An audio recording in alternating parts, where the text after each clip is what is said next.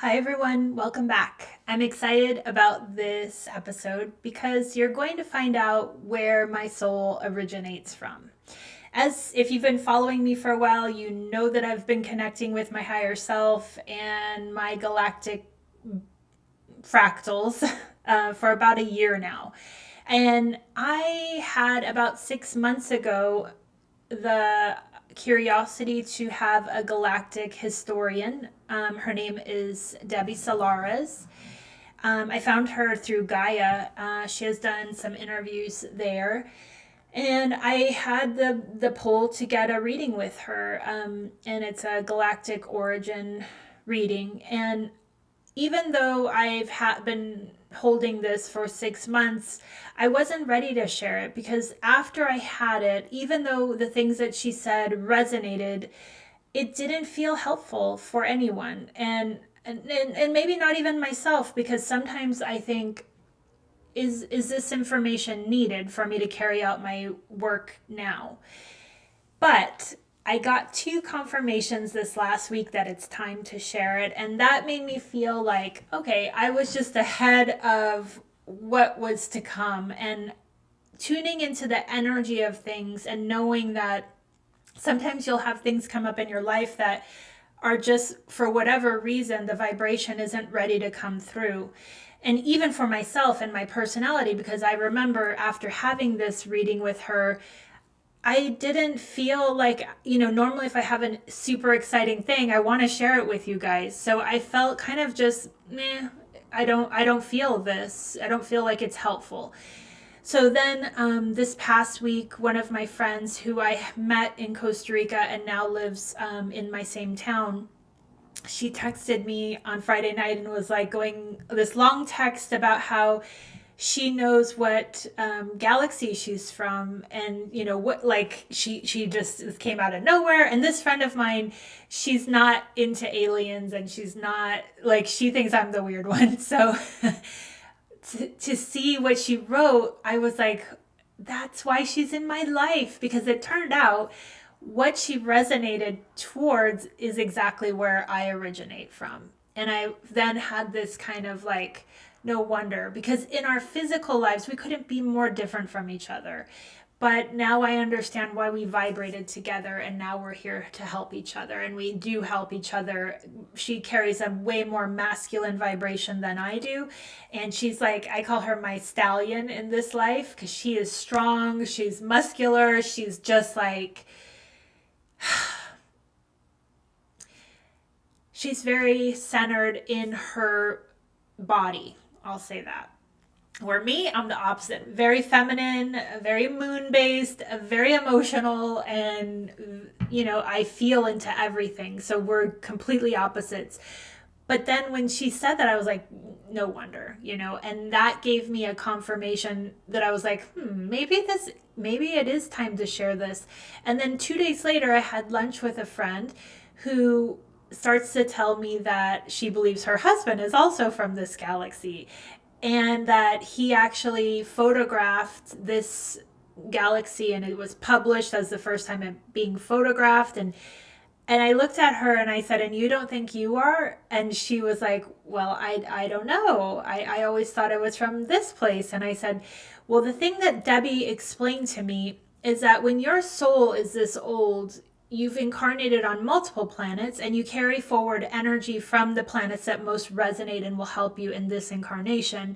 So for myself, when I've tried to connect to that place, for me, it's been Vega. I get like a very strong call to Vega.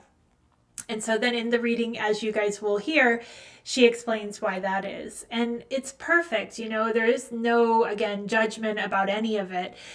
But I think that the deeper you kind of go down this rabbit hole, having the confirmations to understanding why this energy is moving through you, it helps to like set down the baggage of, this is weird, this, I don't know who this being is coming through me. My personality sometimes, always takes the back seat, but there are times where that personality doesn't get it, and she struggles, and she's kind of like, I don't know how I know this stuff. And I still do my best to stay out of the way, but in the case of this reading, it was a very much that I wasn't as a personality ready to identify myself um, as Andromedan and from the Andromedan galaxy. And now, yeah, now I am ready, and I think it's an interesting story. Even she touches on why I'm a walk-in in this life, and why I'm here, and all of the times I talk about the different timelines that we can repair. You mean all of it, she brings it all up. So it's like there were many confirmations in this as to why I get these knowings that I don't know even sometimes what I'm saying.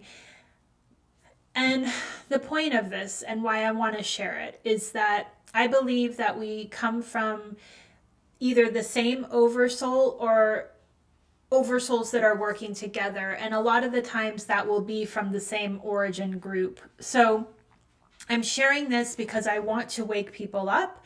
I want people, if they feel a resonation with this, to know that it's probably likely that you also are from this galaxy, and just sitting with it. There's nothing more that we need to do than to just contemplate it. And as I said, I have been contemplating this for 6 months. And I'm still probably going to contemplate it probably the rest of my life, to be honest. And I think when I've tuned into this in ceremony, they always say it doesn't matter, and it doesn't. But it also helps the ego to take a step back in a way. It kind of like helps you put down the baggage or the judgments against what wants to come through, and just allowing what is. And then you kind of like feel, or at least I feel like, okay, I understand why this message is coming through, because it's a way much more older thing than me. And I don't like, because my personality most of the times, like, I don't know where this is coming from, right? And I always try to go back to, I know nothing, because I do know nothing. I'm being educated as we move along, as I move along this journey even. And sometimes there will be like signposts along the way. It may be in a reading, it may be in a chance meeting with someone, and you may not be ready for it yet. But it will come back around, and you will be ready eventually. And when that happens, try to not hold judgment for your ego, because, it is what it is. There's no judgment about it. It's just stepping back from what we think we know and really being able to expand our visions to something much greater than what this personality, vessel is what I usually call it, is able to comprehend at any given time. So I hope you guys enjoy it. I hope it resonates. And if it does, please let me know, because I feel like the 2 confirmations that I got this week were signs it was ready to come out. But I would love to hear if any of you guys are resonating with this vibration. And know that I believe we're all here to find each other. So enjoy. The records are now open. All right. Well, I was already getting a sense of who you were just from our conversation, and because I always like to try to read the auric field, and I definitely picked up Andromedan energy. Okay. Particularly Andromeda Galaxy. I think you're a very ancient soul, and you're one of those souls that they kind of called you an experiencer or a watcher. You're from a very specialized soul group within the Andromeda Galaxy soul family. Okay, and so so kind of what I was picking up is that I think you travel to many different star systems in order to get a sense of how things are going. Okay, so you're kind of like a debriefer, or you're like kind of overseeing the experiment. Okay, And when I tell you the little brief background on Andromeda Galaxy, this will make a little bit more sense, okay? So if you're an Andromeda Galaxy soul, you're an ancient soul. You're billions of years old, okay? And you probably spent more lifetimes being etheric than being physical, okay? Because your original soul form is that of light, okay? So when you're in your original soul form, you're a huge soul and you're comprised of light, okay? And most Andromeda Galaxy souls are co-creators, you know, so you guys come here to create, okay, to create something, okay? Initially, back before there was a Milky Way, back before there was this descent into physicality that, you know, you and I are experiencing right now, there was a soul, or there was an opportunity for our universe to get involved with this descent into physicality. And initially, Andromeda Galaxy was going to be the place. So it was like Source, you know, kind of tasked the Andromeda Galaxy, hey, we need to start this experimentation here in, you know, this universe. And the Andromeda Galaxy tried, but they were too high vibrational to sustain physical life. You have to have a certain level of vibration to be able to sustain physical life. In Andromeda Galaxy, people are like 20th dimension, you know, I mean, they're like way out there. So they couldn't create physical life in the Andromeda Galaxy. So because the Andromeda Galaxy soul group are co-creators, they were like, hey, why don't we create another galaxy? Just like ours, you know, or similar to ours, but lower vibrational so that we can, physical life can be created within it. And so the Milky Way was born. Okay, so they created the Milky Way, and it was birthed from the Andromeda Galaxy. Now, the Andromeda Galaxy soul group that was involved with the actual creation of the Milky Way decided to go through a portal in order to accompany the new galaxy. So they knew when they created this star system or this, you know, galaxy, that, you know, they had made a pledge to ensure that they were going to make sure that things stayed successful. Okay, that the galaxy, you know, had a chance to survive. So, the half of the Andromeda Galaxy soul group stayed with Andromeda Galaxy. So those are the ones that are still in Andromeda Galaxy. And then the rest of you guys came over through the portal. So there's two stargates in our galaxy, two major ones. The first one is the one portal that you came through, which was the Antares Stargate. So Antares is a star. It's the biggest star actually in the Scorpio constellation, and this is where the Andromeda Galaxy soul group came through. They needed to come through a portal because, you know what? Who wants to travel 2 million light years? You know what I'm saying? Nobody wants to travel that far. So they had to have a shortcut. Okay. And then they ended up being deposited in what is now known as Galactic Center. So Galactic Center in the Milky Way is actually between Scorpio and Sagittarius. Okay, so I understand you're a Sagittarius. Okay, so there is a connection between you and where you ended up first in this galaxy, which is the Galactic Center. Okay, so kind of what I'm seeing as far as your particular soul family group. So obviously you had the greater Andromeda Galaxy group, but then you were a part of a specialized group that were kind of like overseers. Okay, so you would have like you're like a multi-dimensional parallel soul.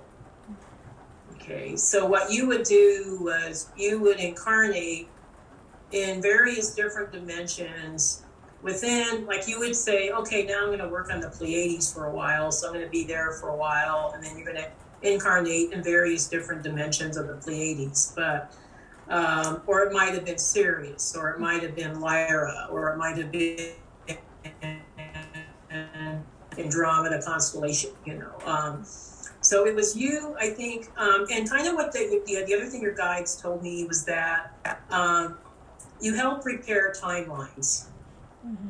And I thought that was kind of interesting because I was like, how do you repair a timeline, but it's almost like you having the experience of being a walk-in in a certain dimension repairs that timeline. Mm-hmm.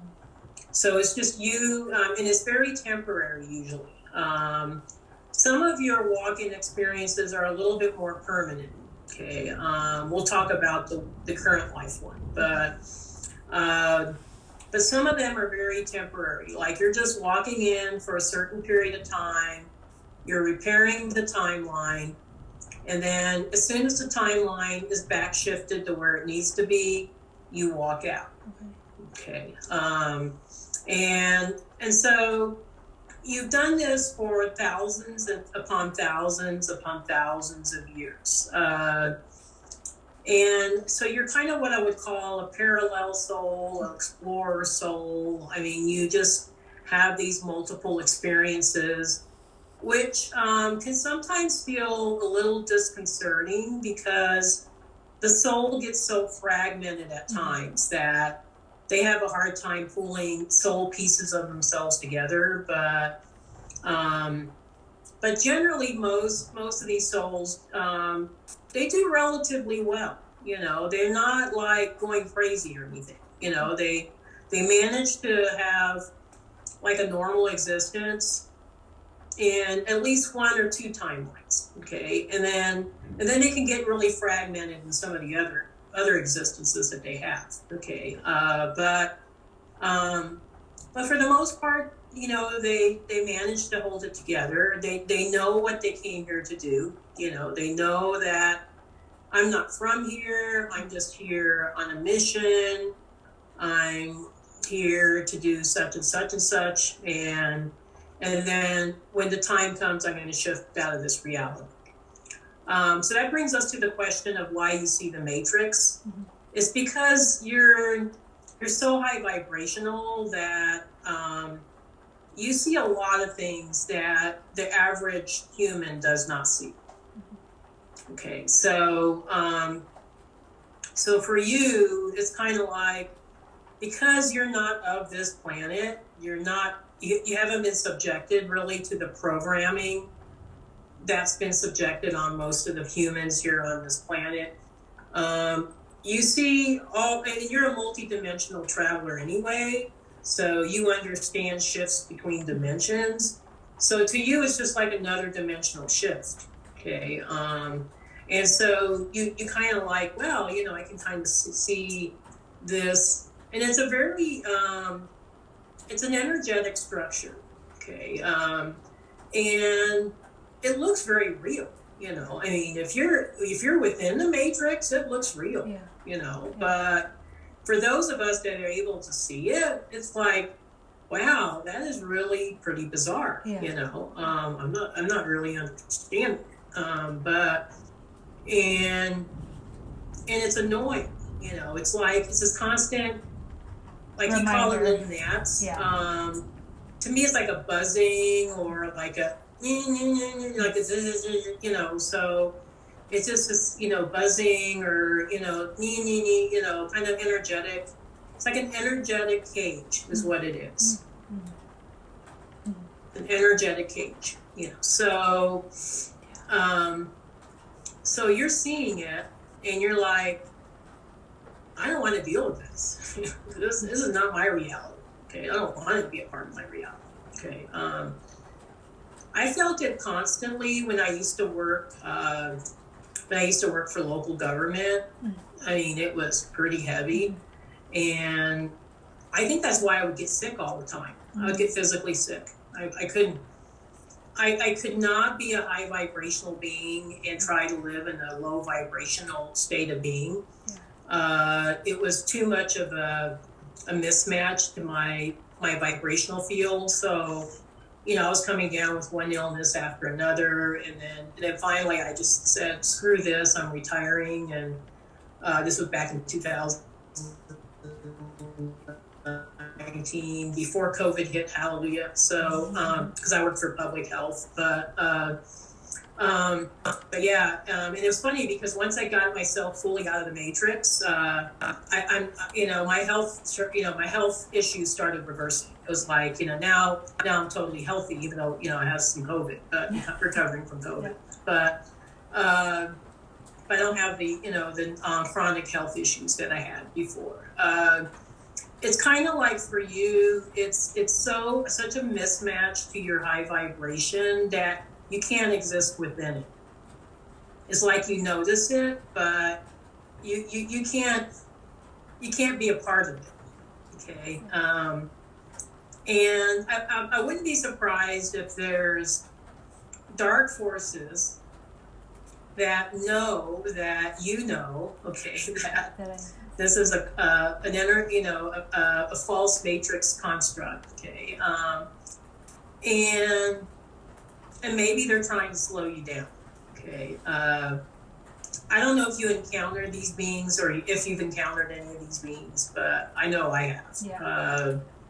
And they usually try to scare us. They try to make us think that, ooh, they're so scary. Yeah. And then it's kind of like, are you guys kidding me? You guys aren't scary. I just think that they're kind of like tricky. They're like, kind of tricksters. Fakes, Yeah, more annoying than serious. That's how I take it. Yeah, that's how I see it too. It's kind of like, you freaking kidding me? Is like, and then I think that's why they have a lot of horror movies. Because they want to keep people in fear. I know. Like, oh, look at how much we can fuck with you. And it's all made up. I mean, it's all false matrix, fear-based, crap, that doesn't exist except in the imaginations of these beings. But these movies are really popular because they have programmed people to believe that, oh my gosh, horror movies are cool, I mean, and so people stay in this fear mode, So it's kind of like you're a system buster, okay?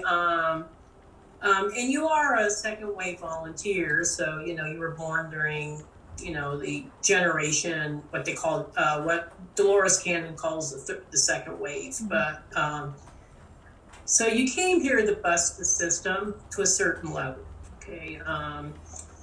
But it's not like you're doing it very overtly. I don't know if that makes sense, okay? As far as other star systems, you've been in almost all of them. Mm. So when I was looking at your records, I was like, holy crap. It's like, I can't even quantify like how many star systems you've been in, because when I've asked, they point me to Vega. That's one that's the one I've asked. What the one I get back numerous times has been Vega. Vega. Oh yeah. That makes sense. Yeah. Because when Lyra was created, it was mostly the Andromeda Galaxy Soul Group that helped with the creation of these systems. Yeah. And Vega's more the Mother Goddess consciousness representation. Yeah. So Vega is more beings that are more focused on the divine feminine aspects of the Godhead. Okay. So Source has like a template. So it has like a masculine template and a feminine template. And Vega is a representation of the feminine template. Even with my name, I was named Gabriel, and I changed it to Gabrielle, because I knew I needed to carry the feminine thread of this. So Mm-hmm. yeah, so when I was 18, I changed it. Oh, very cool. Okay. Um, no, I like Gabrielle. I Yeah, like it. it It's feels more feminine, alive. Yeah. and so your parents called you Gabriel. Or Gabe. Yeah. Really? Mm-hmm. Okay. Mm-hmm. Wow. My mom says it was because of the Bible. She named me after the angel of Gabriel. So, yeah.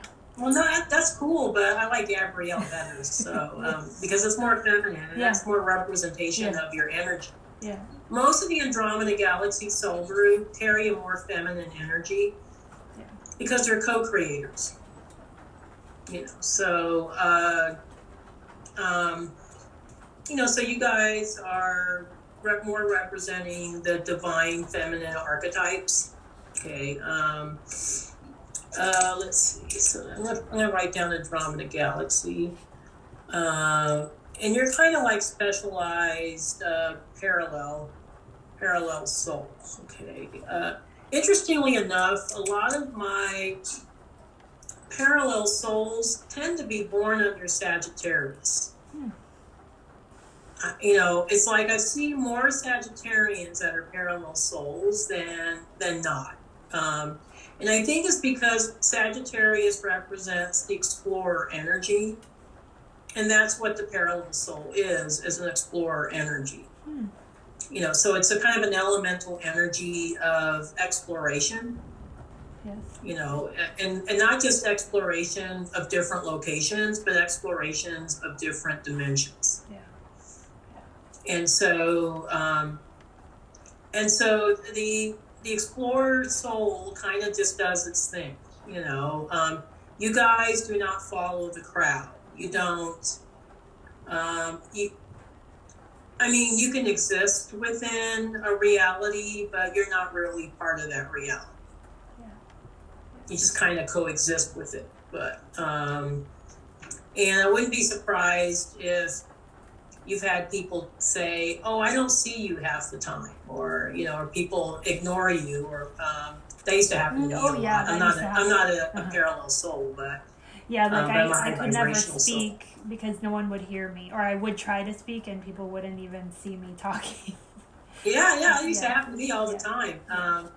I remember when I still worked for government, for local government, I would be accused of not going to meetings all the time.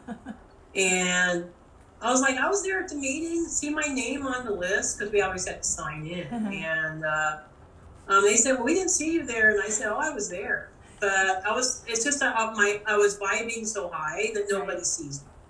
Well, my three-dimensional life shifted when my awakening happened, so I haven't gone back to the Matrix work since 2019. And yeah, I don't imagine that I would go back. And I'll be very surprised if you go back. I don't think you will. I don't think it ever would come up that way. I mean, yeah. I could see you like maybe working like from home or. Well, the last 6 years of my career, I did work from home. So it was a transition, of working from home first, and then a full-on ending right around the time that the awakening happened. And since then, I started a podcast, and I have been just sharing the journey of awakening. And it's not like it's supporting me financially, but my partner stepped up and is supporting us now, which we were always equal. So I never imagined that to happen, but it just did. And so that's nice. Yeah. That helps. Yeah. The other thing about Andromeda Galaxy souls and relationships is you guys usually have very unconventional relationships. It's like you need a lot of freedom. Yeah. A lot of freedom. Okay. I mean, bring it on. I don't want to be tied down. No. And so you got to have a partner that is equally, I guess, expansive-minded enough to understand that you need freedom. Well, he's exactly the same way. Or it's just like you. Exactly. Yeah. And we didn't meet until we were 35. And Oh, wow. prior to that, I didn't have relationships because that I felt so like tied down to every person that I dated. And then when I met Richard, it was like we each allow each other the freedom to be exactly what we need to be. There's no neediness or attaching to each other. Mm. Yeah, those are usually the most successful relationships, I think. Particularly for an Andromeda soul, but maybe not for Pleiadian souls, but for Andromeda souls, yeah, you guys need a lot of freedom.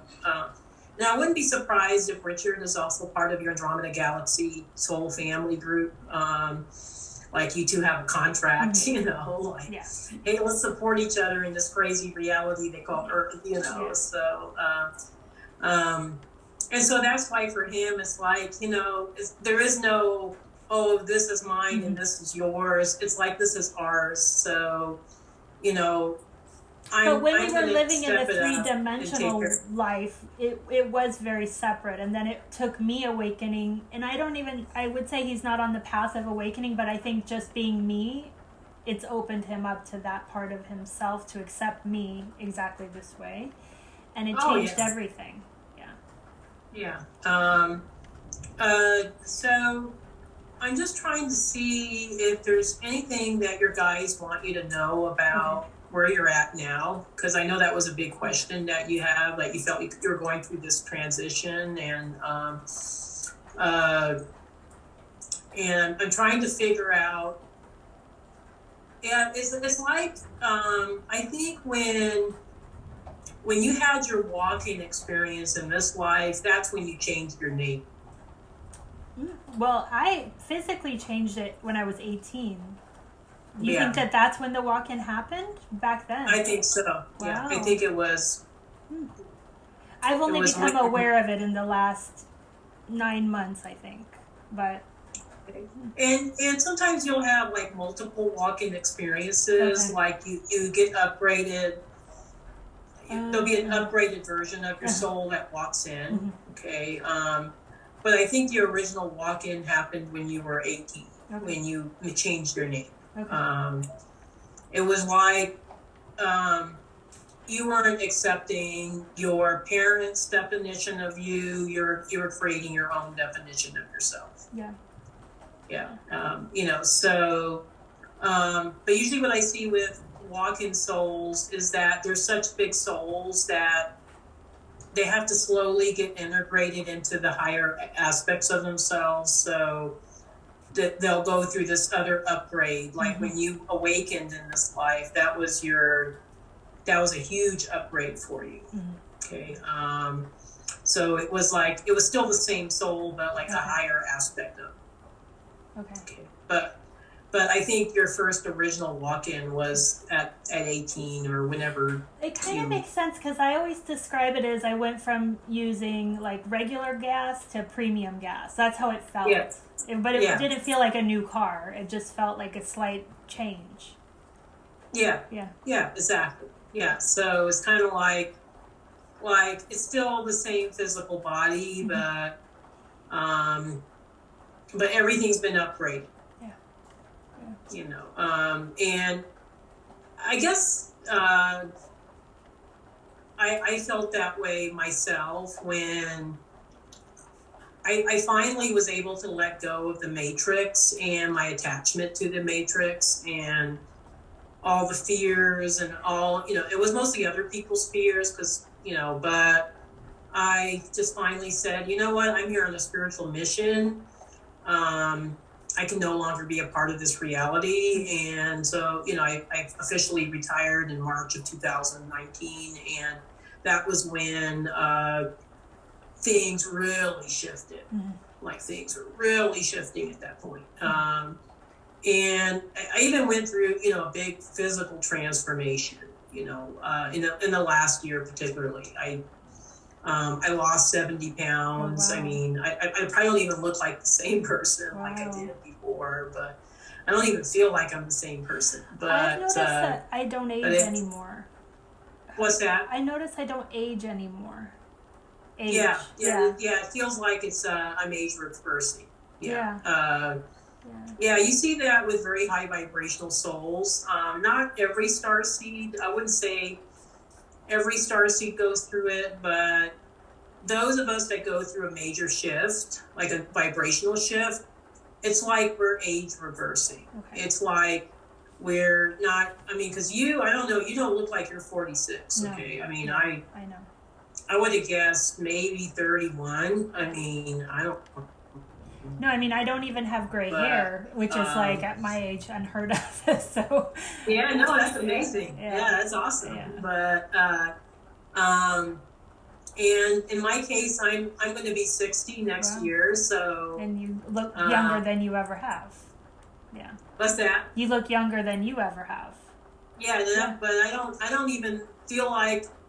I feel like I look younger now than I did even 5 years ago, because I look at pictures of myself and I'm like, holy crap, it's like, it was like the old me, but I think that's another reason why, starseeds like you and I are here, is to be kind of a prototype of the new human.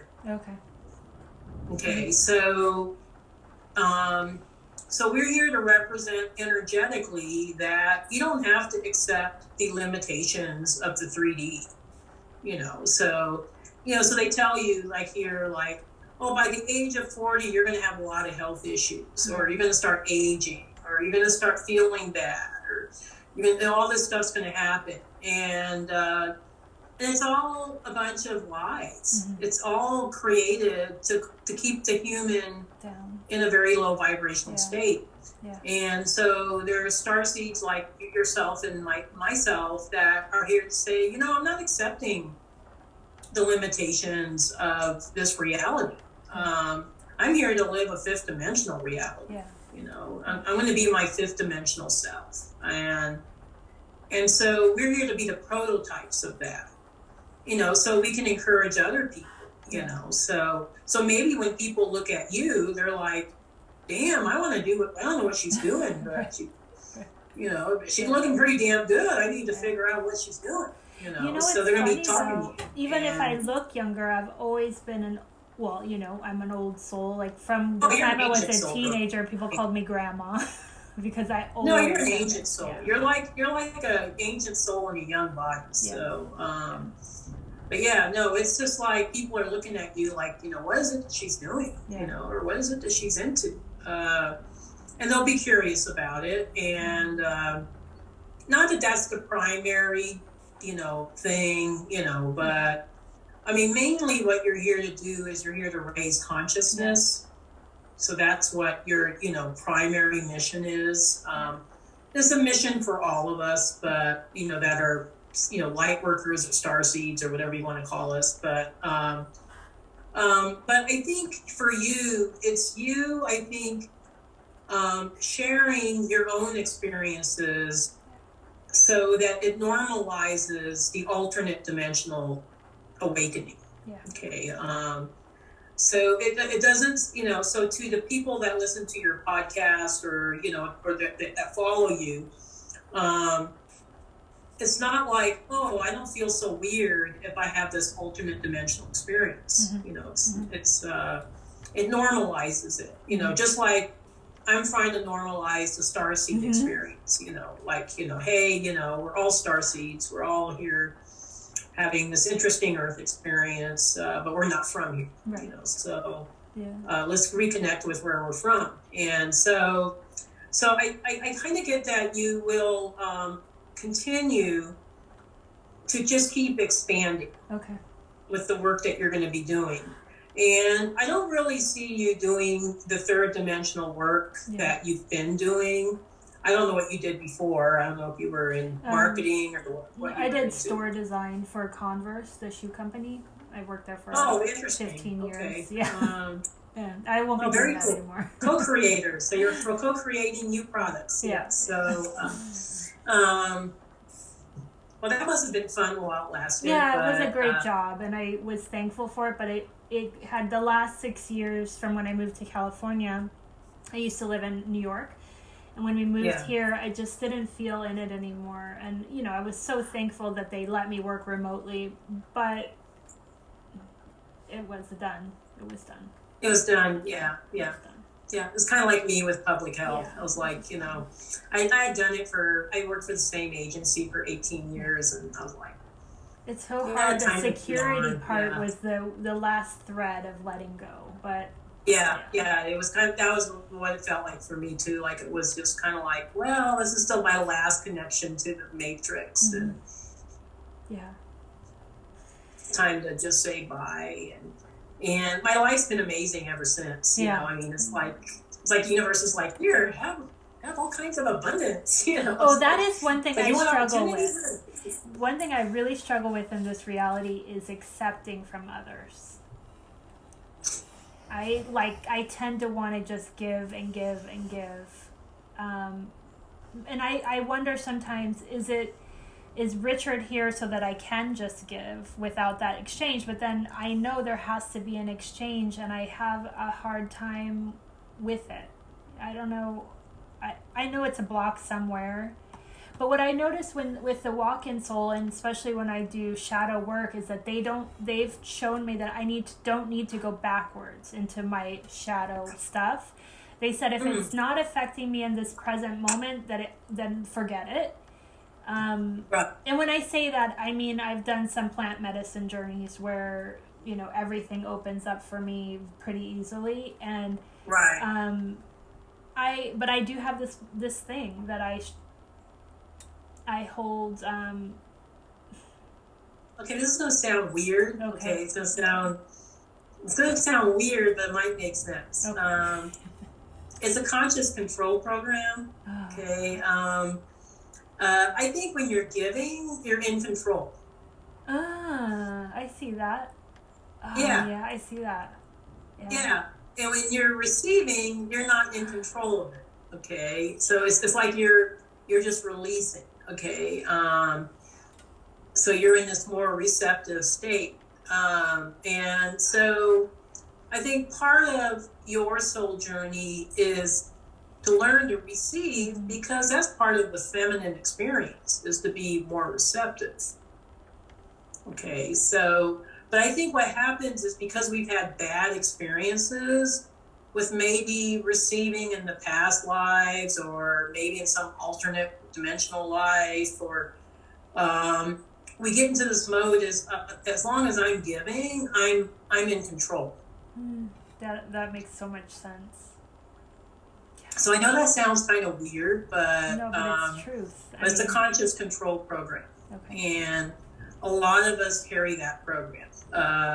Particularly those of us that are really big souls. We're used to really working big missions, and we want to feel like, I got control over my mission, So we get into this funky state of being where we think, as long as I'm giving, I'm controlling. Yeah. I'm in control of how much I give, or what I give, or what happens, what's the outcome. And when I'm receiving, if I'm just letting go, if I'm receiving, I'm letting go. And I have to accept whatever is being received. I don't have any control over it. Okay. So it's a means of detachment, which I think is part of what you're struggling with, is the detachment from the ego self that wants to have that control.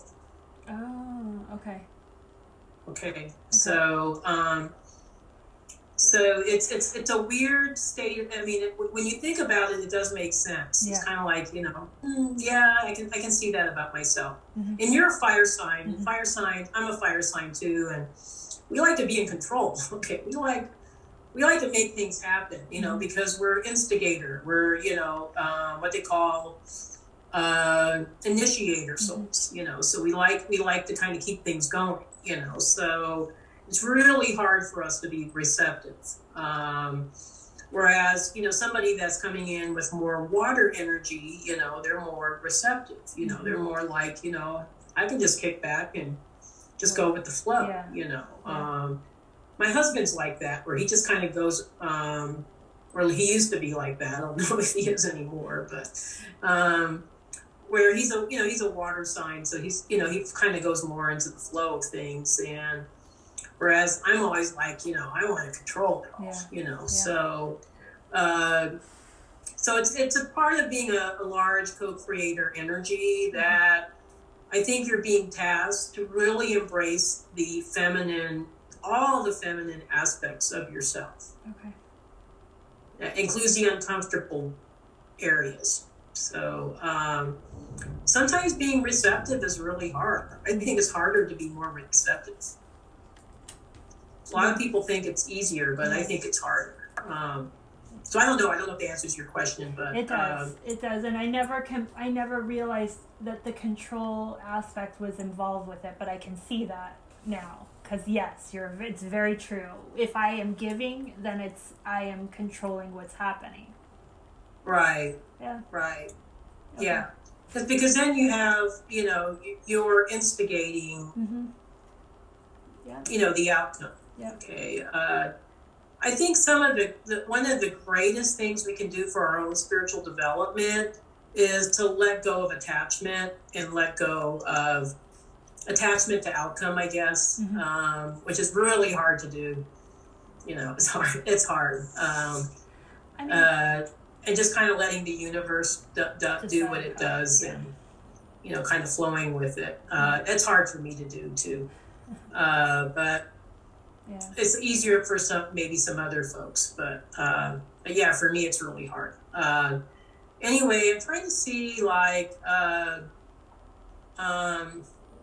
think you're going to be playing more of a spiritual role, and so it's almost like I think the reason why your partner stepped up is because I think on some level he realizes that your time, being, I guess, a third dimensional human is coming to an end. Yeah.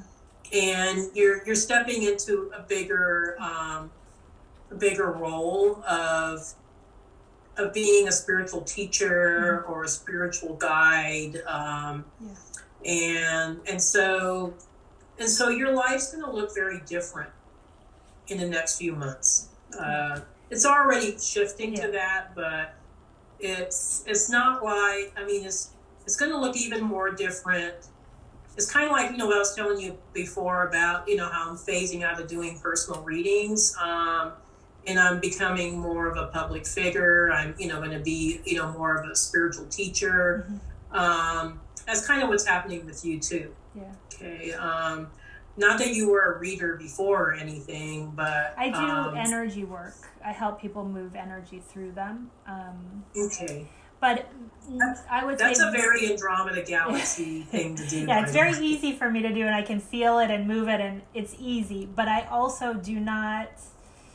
I don't advertise it. I'm just like, people will know if I'm here to do that for them, and they will come to me, and then it works. Right. But I don't push that because I know that's not why I'm here. Does that make sense? Yeah. Yeah. Yeah. No, that makes total sense. Yeah. I think. The energy work is a very Andromeda. And Andromeda galaxy souls are frequency workers. So you guys are masters at manipulating frequencies. Yeah. So for you, like, shifting energy is, you don't even have a description for what you do. You just do it. Okay. I studied shamanism, so it helped me to understand the tools. But then I just made it my own thing of how I feel energy and how it moves through me. Or even I can have their energy move through me as well. Right. So, I don't know. And a lot of times you're very effective, because a lot of times what's happening with people is they're dealing with stuck energy. Yeah, most of the time, yeah. Well, yesterday I did a session where this has never happened for me before, but actually that soul was trying to have a walk-in come in, but she was blocking it from her solar plexus down. And so I just helped it pull through, and I was like, and I didn't want to be the one to tell her. I felt so, that's the part of it, that the human, personality of me still remains, right? Yeah, Which usually I yeah. put her on the side and I'm like, you stay over there while this is happening.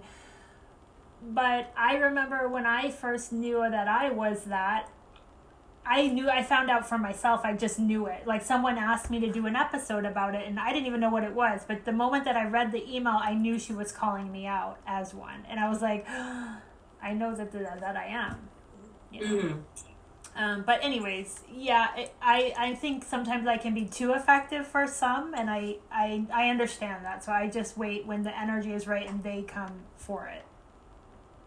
Yeah, no, I think the people that are ready for what you have to offer will find you. Yeah. But most people aren't ready for you. So that's why I think you intuitively know that I can't be out there advertising, because most of them aren't going to really be ready for what it is I'm doing, and so but yeah, I do think you're going to become very busy, but it's going to be mostly phasing into more maybe teaching people in workshops how to work with energy, or maybe doing women's retreats, really high level women retreats. I don't necessarily see you doing conferences unless you're doing more like demonstration type of stuff, but I don't necessarily see you like doing a presentation unless you're just describing your awakening experience or something. Right. Which I already do that through the podcast, but I got the call to start a free community. And so that has brought in just so much energy. Actually, that was a test of receiving for sure. I was terrified of it. And my whole energy shifted because I had to allow it in, right? And it was so scary. But I mean, they are changing my existence now, and I'm now feeling like I need to start teaching. Yeah, that's where the teaching is coming in. Yeah, I'm seeing you're shifting into spiritual teacher, and it might be workshops, it might be webinars, or maybe through your podcast, or and the money will be there. It's not like, and I think we're shifting out of this matrix money mode anyway in the next few years, but at least that's my husband. My husband follows that stuff more than I do, but. We're shifting more to Nasara, Jazara, but I think money is never going to be a worry, because the Andromeda Galaxy Soul is a master manifester. If you guys need something, you manifest it. It's like you don't even really have to think about it that much. And that's maybe why, your partner Richard stepped up, and said, hey, I'll be the major breadwinner for a while, but it's just kind of like, you guys don't worry about it, because you know that everything's energy anyway, so, money is energy, so it's not like you're going to be like, oh, I have to make X amount of dollars, to pay my bills, you're never going to be thinking like that. Okay. It's just the money's going to keep flowing in, but it'll ebb and flow, but it'll flow in, keep flowing in. Is there anything else I can help you with today that, I'm just looking at the time. Yeah. I think we have a few minutes left. There's one other thing. Along my journey, I've looked for teachers along the way, and I've found them along the way, but they don't seem to last very long. And once it's done, it feels like the door is closed and it's complete. And there is one person that the energy feels alive for me. Like, I feel truth coming out of this person. And it's Matthias DeStefano. And I planned a trip to Maui November 3rd through the 8th. And yesterday I was looking through my feed, and he's going to be there giving a workshop on the 6th. And it's just a free workshop.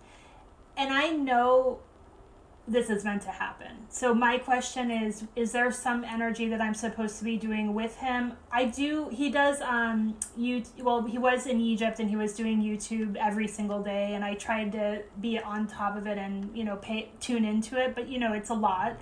So I guess my question would be, is there something that I should be focusing or paying my attention to, or even manifesting in that area, I guess? Because I do feel called to do energy work with the earth, and I do crystal gridding. I do feel called to, it feels like strengthen ley lines, and I know that's a lot of what he does, so I think that's where the connection is. But yeah, this thing that happened yesterday of he's going to happen to be exactly where I am at this exact moment, I felt like, because I was like, why? Definitely more than just a synchronicity. Yeah. Especially because I wasn't planning to go there. Just all kind of came about in a week, I guess. Got it. Okay. Yeah, he's an amazing teacher, and I don't know the intricacies of all of what he does, but I know he has a show on Gaia, and he's and he's kind of expanding out from there. But what I'm getting from your guys is I think he has the information to explain why you're doing what you're doing. Yeah. Because I think you kind of intuitively do things, but you don't really have the information. So sometimes it's hard for you to describe why you're doing what you're doing. Yeah. And Matthias, he's kind of like, he's like an information conduit, I mean, he's just like, he's got information on a lot of different things, so, so he's, he's definitely, I think a good person to learn, to help you describe why it is that you're doing what you're doing. What's the historical significance of it? What's the bigger picture, construct of what it is that you're trying to do. And I know he does grid work. Yeah. I know that's, and he's definitely a little bit more Atlantean, which you have more of a Lemurian energy. But see, that's the thing, is that we're meeting in Maui, which is Lemurian energy. So that's why I was like, there's a reason for that. I feel like we're meeting on my home turf in a way. You know what I'm saying? Because you're more of a Lemurian soul. Yeah, I would definitely agree with that. Yeah.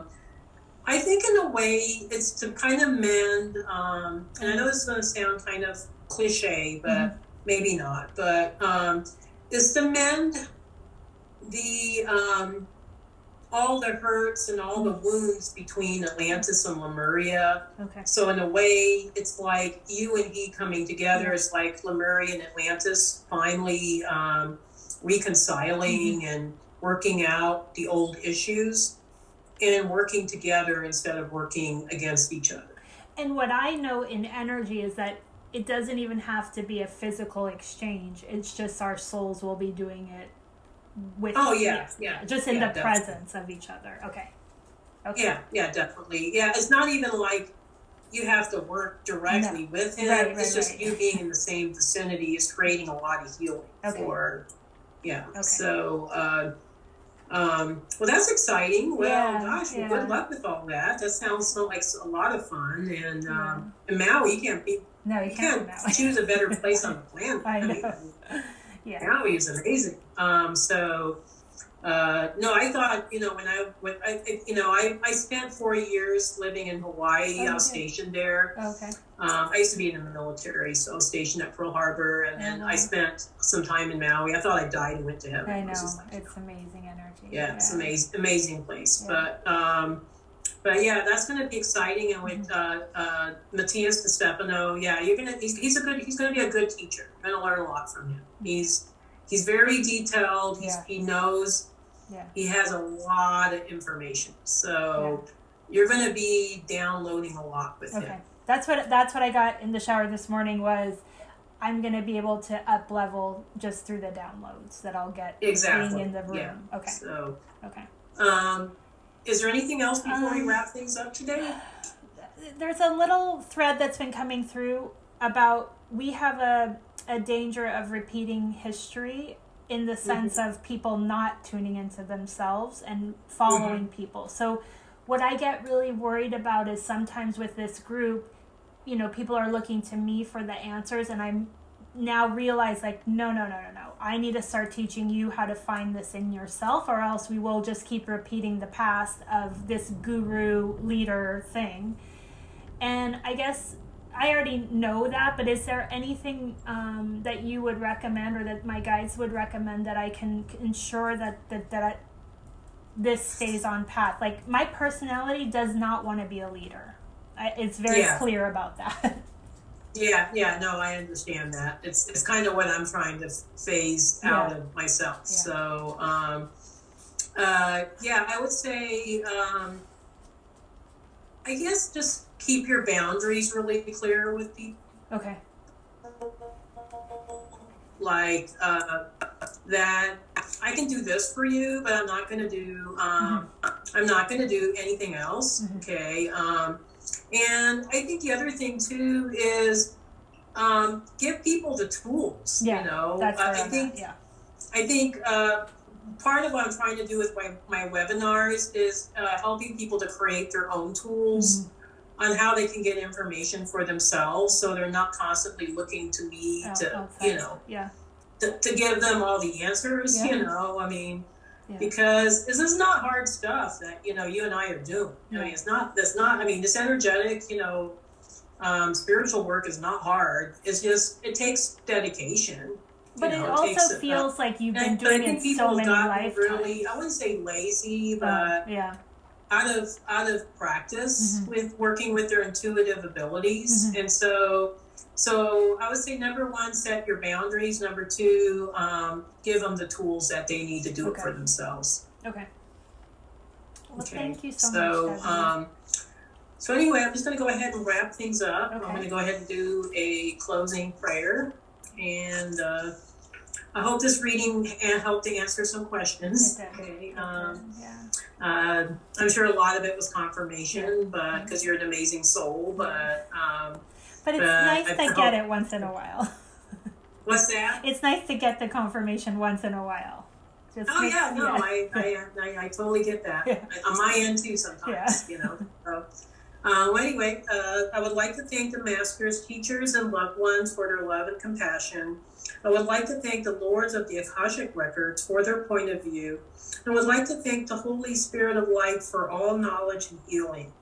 The records are not closed, amen. The records are not closed, amen. The records are not closed, amen.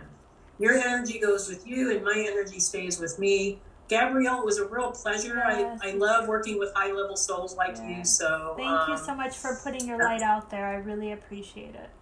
Oh, you're welcome. Really. And much good luck and happiness and blessings on your new journey. I'm so excited for you. I think it's going to be. Thank you. And you too. You're going to have an amazing 6 months coming up. So.